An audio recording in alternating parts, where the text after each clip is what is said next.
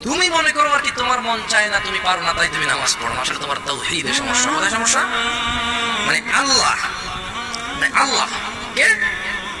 আল্লাহ তিনি যে তোমার হিসাব নিতে সক্ষম এবং তিনি যে তোমার হিসেব নিবে, তুমি এটা পরিপূর্ণভাবে বিশ্বাস করো, তাহলে তো তুমি নামাজ পড়তে। তুমি মনে করো কি তুমি নামাজ পড়ছো না, তুমি গাফেল। এই জন্য তোমাকে বলেছি আল্লাহকে ভয় করতে। ফর এক্সাম্পল, আল্লাহ নামাজ ফরজ করেছে। কে নামাজ ফরজ করেছে?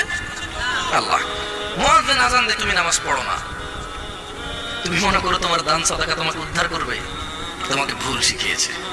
আমি মানুষ, ছোট হতে পারি, শোনো, জোর জবরদস্তি করে কিছু কথা আমাকে শুনিয়ে দিতে পারো, এখান থেকে নামিয়েও দিতে পারো। বলছি না তোমরা নামাবা, বাট এটা পারো। তবে মনে রাখবে, কথা যেটা বলে সেটা উল্টাতে পারবে না। কেন পারবে না জানো? কারণ এই কথা উল্টানোর জন্য তোমাকে কথা থাকতে হবে। মনে রাখবে, তোমার দান সাদাকা